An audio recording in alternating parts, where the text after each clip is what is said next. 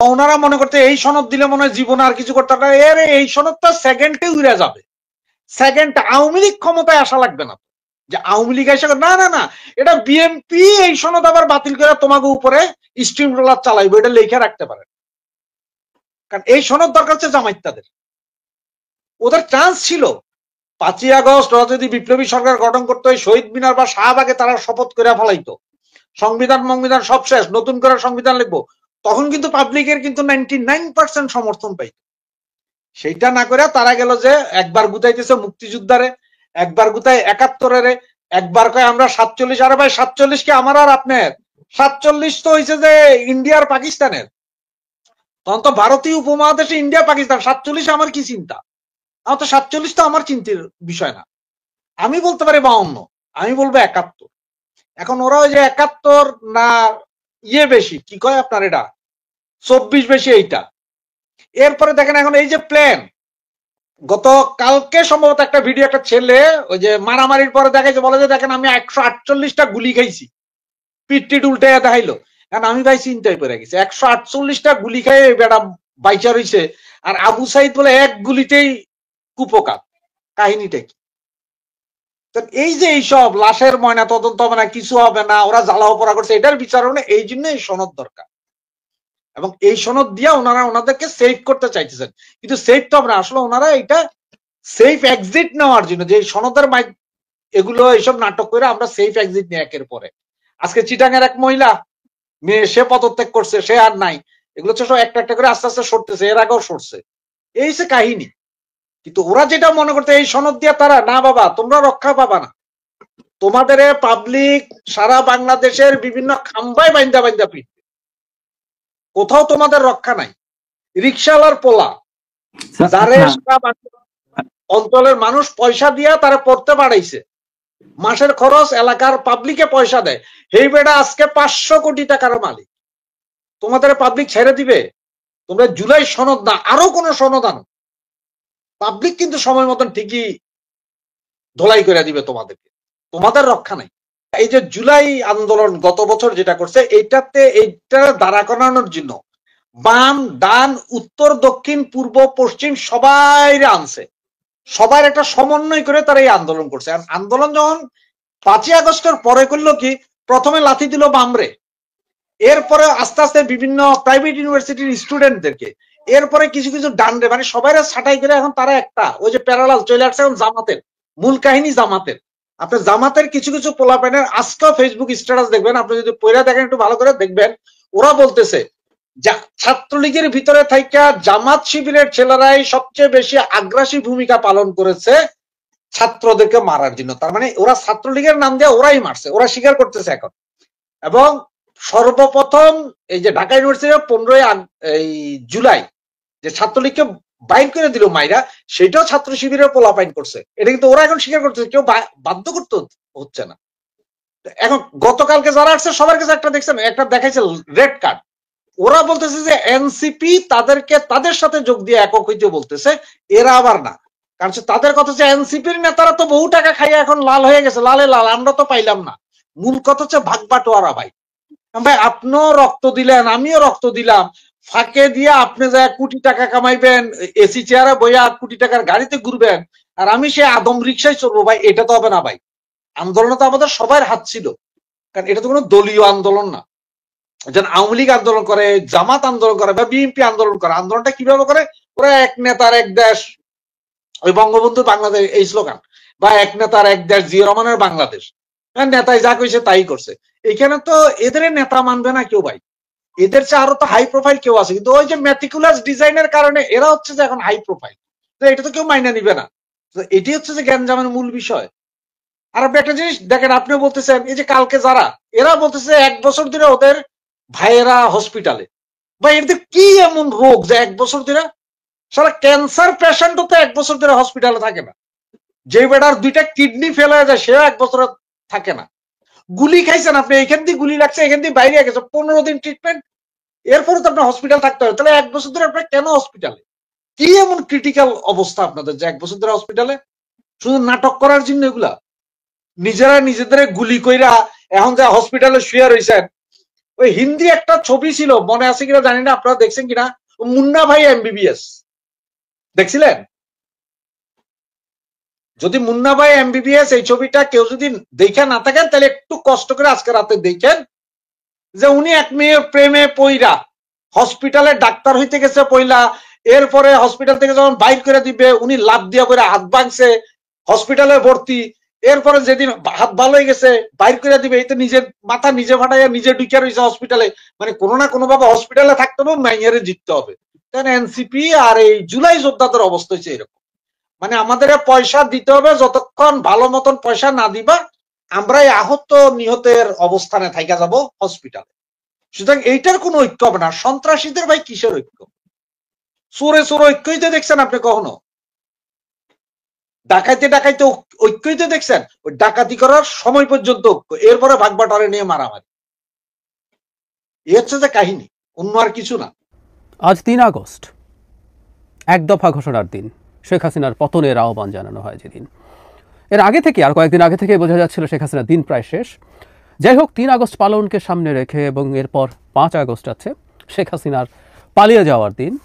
আমাদের এই সেলিব্রেশনের মধ্যে আওয়ামী লীগ কোনো ঝামেলা করার চেষ্টা করতে পারে, এই ধরনের একটা আলাপ ছড়িয়ে পড়েছে চারদিকে, এবং সরকারের দিক থেকেও বেশ সতর্কতা দেখছি। আর সতর্কতা থাকা উচিত হবে, কোনো রকম কোনো ঝুঁকি না নেওয়াই উচিত। আমরা দেখছি বিভিন্ন জায়গায় পুলিশ তল্লাশি করছে, যানবাহন তল্লাশি করছে, ঢাকায় বিভিন্ন মেসে এক ধরনের নজরদারি হচ্ছে, ঢাকার আশপাশের জেলায় এই রিপোর্টটাতে আমি দেখলাম বেশ কিছুটা প্রস্তুতি আছে, এবং বলা হয় যে গোয়েন্দা রিপোর্টও পাওয়া গেছে যে এই ধরনের একটা সম্ভাবনা আছে। এই ব্যাপারটাকে কিছুটা হাওয়া দিয়েছে কয়েকদিন আগের একটা রিপোর্ট, যেখানে দেখা গেছে বসুন্ধরা কনভেনশন সেন্টারের কাছে একটা জায়গায়, একটা কনভেনশন সেন্টারে ৩00-৪০০ আওয়ামী লীগার নাকি একত্র হয়েছিল, যেখান থেকে ২২ জনকে সরকার গ্রেফতার করে, এবং এদের মধ্যে একজন সার্ভিং মিলিটারির মেজর আছেন, মিলিটারির একজন সার্ভিং মেজর আছেন, এবং তার ব্যাপারে সত্যতা আইএসপিআরও স্বীকার করেছে। আইএসপিআর তার একটা ব্রিফিংয়ে জানিয়েছে ওই মেজরের ব্যাপারে তারা তদন্ত করছেন। যে মিটিংটা হয় সেখানে খুবই ইন্টারেস্টিংলি তারা নাকি ওখানে এই পরিকল্পনা করছিলেন যে শেখ হাসিনা কোনো একদিন ডাক দেবেন, রিপোর্টে পড়লাম, এবং তখন সারা দেশ থেকে আওয়ামী লীগের লোকজন এসে শাহবাগে জড়ো হবেন, সেখানে দেশকে অচল করে দিয়ে শেখ হাসিনার ফিরে আসার প্রেক্ষাপট তারা তৈরি করবেন। মানে সরকারের এখন পতন, শেখ হাসিনা আবার আসবেন। মানে বাংলাদেশে শেখ হাসিনা কি আর ফিরে আসার কোনো কারণ আছে, কোনো সম্ভাবনা আছে? শেখ হাসিনা নিজেও কি সেটা বিশ্বাস করেন? আওয়ামী লীগের কেউ কি বিশ্বাস করেন? তাহলে আমরা এভাবে যদি বলি, আওয়ামী লীগের কি বাংলাদেশে মেজর স্কেলে কোনো নাশকতার ক্ষমতা আছে? কিন্তু আমরা প্রায়ই দেখি আওয়ামী লীগ এটা করবে ওটা করবে, আওয়ামী লীগে এই ভয় পাচ্ছি ওই ভয় পাচ্ছি, আওয়ামী লীগকে ওটা করে ফেলতে হবে সেটা করে ফেলতে হবে, এই আলাপ চারদিকে ছড়িয়ে পড়ে। এটা যে শুধুমাত্র এদিক থেকে হচ্ছে তা না, আমরা দীর্ঘদিন থেকে খেয়াল করছি এনসিপি তারা আওয়ামী লীগ প্রসঙ্গে কথা বলছেন, এবং সম্প্রতি আমি খুব অবাক হয়েছি, প্রধান উপদেষ্টা আওয়ামী লীগের ব্যাপারে আলাপ করেছেন। রাজনৈতিক দলগুলোর সাথে তিনি যখন বসেছেন তখন তিনি কয়েকটা রাজনৈতিক দলের সাথে বৈঠকের সময় এভাবে বলেছেন, যখনই নির্বাচন নিয়ে তারা এগিয়ে যাচ্ছেন তখন পতিত ফ্যাসিস্ট বা স্বৈরাচারীরা সেটাকে বাধাগ্রস্ত করার জন্য তাদের সর্বোচ্চ চেষ্টা করে। মানে নির্বাচনের কাজে বাধা দেওয়ার মতো সক্ষমতা আওয়ামী লীগের আছে। আমি জানি না তিনি সম্প্রতি এই ঘটনা কিছুদিন আগে গোপালগঞ্জে যা হয়েছে তাকে ইন্ডিকেট করছেন কিনা। বাংলাদেশের একটা জেলায় আওয়ামী লীগকে একেবারে ছেড়ে রাখা হয়েছিল, আওয়ামী লীগের পান্ডাদেরকে আমি এভাবে বলছি। আওয়ামী লীগের ক্রিমিনালরা সব ওখানে গিয়ে জড়ো হয়েছে বলে প্রত্যেকে আমরা যৌক্তিকভাবে অনুমান করেছি, অ্যালার্মিং দিয়েছি, কিন্তু সরকার কোনো পদক্ষেপ নেয়নি। তো সেখানে ঘটা কিছু ঘটনাকে সারা দেশের রিপ্রেজেন্টেশন মনে করা, সারা দেশের রিপ্রেজেন্টেশন ধরে নেওয়া খুব ভুল হবে। কিন্তু প্রধান উপদেষ্টা স্বয়ং এই কথা বলছেন। আর ওই যে বললাম, এনসিপি দীর্ঘদিন থেকে এই আলাপ চালু রেখেছে। আমি আওয়ামী লীগকে আক্রমণ করা এনসিপির রাজনীতির একটা পার্ট বলে আমি মনে করি।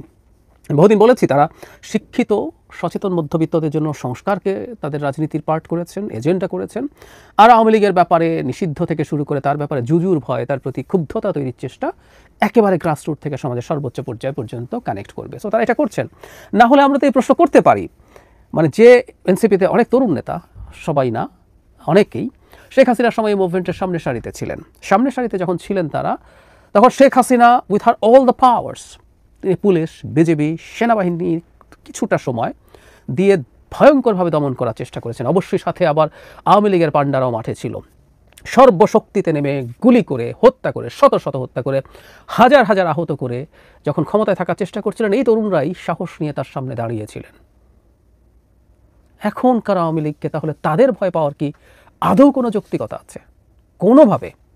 এই শেখ হাসিনা মৃত, শেখ হাসিনা রাজনৈতিকভাবে মৃত। তার আর কোনো পলিটিক্যাল ভবিষ্যৎ শেখ হাসিনার অন্তত নেই। সেই শেখ হাসিনা মাঝে মাঝে আস্ফালন করেন বিভিন্ন বক্তৃতায়, ওকে হুমকি দেন, তাকে হুমকি দেন, তিনি কোনো অপরাধ করেননি, ওকে এটা করে ফেলবেন, ইউনুসকে দেখে নেবেন, সবার তালিকা করতে বলেন, সমন্বয়কদের তালিকা করো, সমন্বয়কদেরকে দেখে নেবেন, এই ধরনের আলাপ করছেন। এগুলো প্রত্যেকটা একটা পরাজিত অক্ষম মানুষের হাস্যকর আস্ফালন, শুনতে মজা লাগে। এবং এই কারণে শুনি আসলে 100 টাকা দণ্ড প্রতাপশালী একজন স্বৈর শাসক আজ এসব তৃতীয় শ্রেণীর আস্ফালন দেখান। তিনি বিভিন্ন সময় সমাবেশ করতে বলেছেন, মিছিল করতে বলেছেন। আমাদের নিশ্চয় মনে আছে ট্রাম্পের বিজয়ের পর সেটাকে সেলিব্রেট করে তার ছবি নিয়ে মিছিল বলেন করতে বলেছিলেন। তো সেই মিছিলে হামলা করা হবে সেটা ছবি তুলতে দূরে থাকে, যাতে কেউ প্রস্তুত থাকে সেইটার জন্য ইনস্ট্রাকশন দিয়েছিলেন। তো কয়জন লোক হয়েছিল? হাস্যকর। সুতরাং শেখ হাসিনার আসলে সেই পলিটিক্যাল ক্যাপিটাল আর নেই। তার দলের সমর্থক আছে একটা অংশ, কোনো সন্দেহ নেই, কিন্তু তারা বাংলাদেশের এই মাটিতে দাঁড়িয়ে 1 বছরের মাথায় তারা মাঠে নামবেন, তারা শাহবাগ দখল করবেন, এটা একেবারেই অসম্ভব।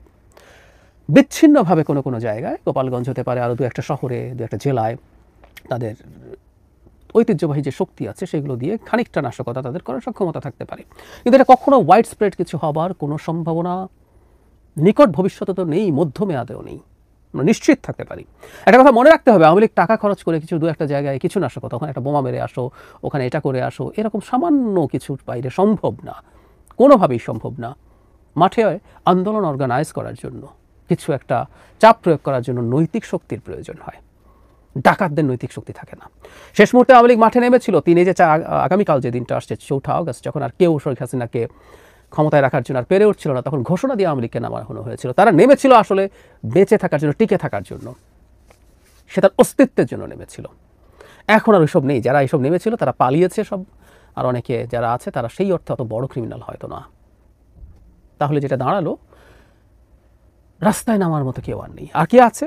নৈতিক শক্তিতে যদি বলিয়ান হয়, লক্ষ লক্ষ মানুষ রাস্তায় নেমেছিল জীবন হাতে নিয়ে, জীবন দেওয়ার প্রস্তুতি নিয়ে। নৈতিক শক্তি, কেউ কোনো টাকা দেয়নি, কি হবে এরপরে কেউ কিছু জানে না, কিন্তু নেমে গিয়েছিল। তো আওয়ামী লীগের মতো একটা ডাকাতের দলের সমর্থকও এখনও যারা আছেন, তাদের সেই নৈতিক শক্তির আশপাশেও নেই যে তারা মেজর স্কেলে কিছু করাবেন। টাকা খরচ করে কিছু হতে পারে, তবে হ্যাঁ, একটা সতর্কতা আমাদের দরকার, এটা শুধু আওয়ামী লীগ না, ভারতও খুব খুশি না। ভারতও বাংলাদেশে এই ধরনের সময় কোনো না কোনো নাশকতার পরিকল্পনা করতে পারে, তাদের গোয়েন্দা সংস্থা। আমাদের এই ব্যাপারগুলোতে সতর্ক থাকা দরকার আছে। কিন্তু যে কথাটা বলছিলাম, কেন এই জুজুর ভয় তৈরি করার চেষ্টা করা হয় আওয়ামী লীগকে নিয়ে, আমি ধারণা করি এটা হচ্ছে এক ধরনের সলিডারিটি তৈরির জন্য। সরকার যখনই ফিল করে সরকারের প্রতি জনসমর্থন কমে যাচ্ছে, নিশ্চিতভাবে বাংলাদেশের ইতিহাসে প্রায় বলতাম কোনো দিনও আর এত সমর্থনের সরকার আসেনি এবং আসবেও না। একটা নির্বাচনে নির্বাচিত সরকার 40-50% পর্যন্ত ভোট পায়, কিন্তু এই সরকারটা আওয়ামী লীগের সমর্থক কিছু লোক ছাড়া সকল মানুষের সমর্থন নিয়ে এসেছিল। কিন্তু এই মুহূর্তে যেটা দাঁড়িয়েছে, সমর্থন অনেক কমে গেছে, অথবা সমর্থনের শক্তি কমেছে। যিনি সমর্থন করতেন তার সমর্থনের ধরন, তার সমর্থনের শক্তি কমে গেছে, আর অনেকে সমর্থনই করছেন না। ফলে যখনই সলিডারিটির প্রশ্ন আসে, আপনি যখন একটা বহিঃশত্রু দেখাতে পারেন, তখন সেই সলিডারিটিটা স্ট্রঙ্গার হয়। আমি মনে করি সাম্প্রতিক সময়ে সরকার এই ভয় থেকেই এই কাজটা করছে, এবং এমনকি স্বয়ং প্রধান উপদেষ্টাও এই আলাপ সামনে এনেছেন। আর এনসিপিতে তার রাজনীতি করছে, তার রাজনীতির জন্য আওয়ামী লীগ ব্যবহৃত হচ্ছে, এটা তার কাজে লাগে। আমি এই রাজনীতি করাকে খুব নেগেটিভলি দেখিও না। রাজনৈতিক দলগুলো বিভিন্ন এজেন্ডাকে ইস্যু বানিয়ে তুলবে এবং সেগুলোর মাধ্যমে জনগণের সাথে কমিউনিকেট করার চেষ্টা করবে, এটা মোটামুটি ঠিক আছে। আর আরেকটা ব্যাপার যেটা আমাদের একটু সতর্ক থাকা দরকার, প্রধান উপদেষ্টা যেভাবে বলছেন, যখনই নির্বাচন নিয়ে প্রস্তুতি এগিয়ে যায় তখনই তারা এসে আওয়ামী লীগ এসে ঝামেলা করে। তার মানে আমরা এটা প্রস্তুত থাকতে পারি যে আওয়ামী লীগের কিছু ঝামেলা হতে কি দেওয়া হবে, সো দ্যাট নির্বাচন আনসার্টেন হয়ে যায়। আমি নিশ্চিত নই, কিন্তু এই সন্দেহগুলো প্রকাশ করে রাখা ভালো। আমি প্রায় একটা কথা বলি, সামনের সময়টা এতটাই ক্রুশাল, আমাদের স্টেক এতটাই হাই যে আমরা আসলে যেই সম্ভাবনা কমও আছে তুলনামূলকভাবে, সেই সম্ভাবনা নিয়েও আলাপ জারি রাখা দরকার। সরকারের ইটসেলফ অ্যাজ এ হোল, অথবা সরকারের একটা অংশ যদি এরকম কোনো পরিকল্পনা রেখে থাকেন যে তারা নির্বাচন নিয়ে এমন একটা পরিস্থিতি তৈরি করবেন যাতে নির্বাচন অনিশ্চয়তার দিকে যায়, যেটাকে দেখিয়ে নির্বাচন পিছিয়ে দেওয়া যায়, স্থগিত করে দেওয়া যায়, সেই রকম কিছু দেখলে আমরা যথেষ্ট পরিমাণ আলাপ আলোচনা জারি রাখবো, যাতে তারা বুঝতে পারেন যে আমরা এগুলো বুঝতে পারছি, আমরা সতর্ক আছি, এবং এসব কিছু করা মাত্রই আমরা তাদের বিরুদ্ধে যে যার মতো করে মাঠে নামবো।